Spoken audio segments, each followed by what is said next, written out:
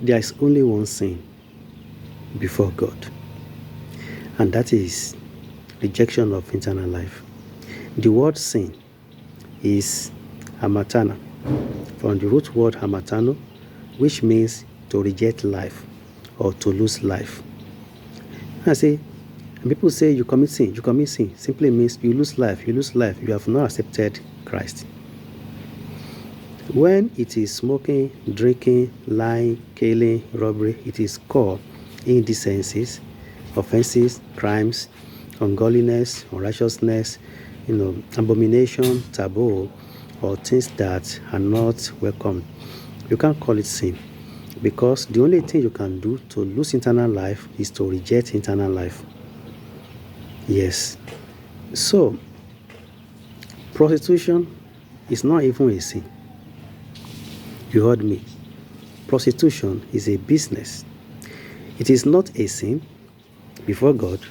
It is not a crime before government. It is not an offense before any government. It might be an indecency in your culture, in your community, in your religion. Prostitution will only become a crime or an offense when government lays bans on it. If the government have never laid any ban on it, there is not a crime. There is not an offense. You get that right? So because there are many people who were nurtured, who were trained, and became authorities leaders today from the money made from prostitution. And there are many countries that legalized smoking of hemps. In those countries, smoking is not a crime. It's not an offense. It's normal. Just like when you just enter any place, you buy drinks and you are drinking. If the government does not lay ban on any act or action, it is not an offense. It is not a crime. You may not want it in your culture, you may not want it in your community, you may not want it in your religion or faith, but that does not establish it as a national crime. And there are some countries where it's the women that pay dowry to men, like Sri Lanka, like Kenya, like Nepal, like some part of China. It is not a crime. It is not an offense. It is not a sin. It has to do with culture. There's a country called Eritrea. Eritrea.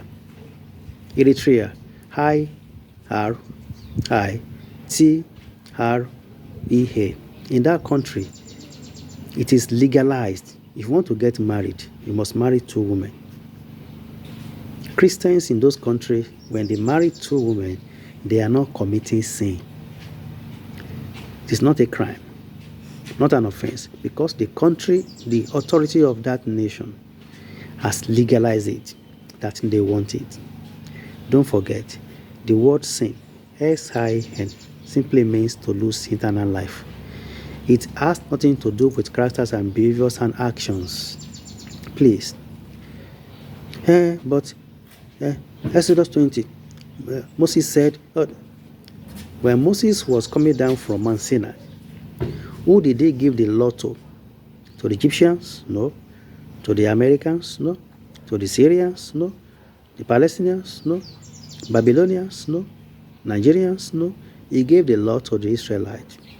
It is Israeli constitution. That constitution is not attainable in Britain. It's not attainable in Poland. It's not attainable in Nigeria or Ghana, because every country has its own constitution. There is only one constitution, worldwide constitution. If you want to make heaven, you need to receive Christ. It's not by observing or doing something. No. Moses gave that constitution to the Israelites. You know why? 3 million men. Let's say 7 million women. That's 10 million. Let's say 10 million children. That's 20 million people in the size of, let's say in the size of France, or the size of Germany, or in the size of Lagos State in Nigeria, West Africa. People who are coming from one place, no law. There's nothing to guide them. The Moses have to put that down for them so that they can what? They can behave well. There is no place in the law If we read Galatians 2:16, it says, there is no law a man can keep that can make him to make heaven. You don't keep laws to make heaven. You keep laws to have peace, to live comfortably in your community. So prostitution is not a sin. It's not a crime, not an offense, until government lays bans on it. Is this man encouraging prostitution? They are doing it before I was born. There was prostitution in the Bible. So I'm not encouraging anything. I'm here to tell you the truth. You better listen to me.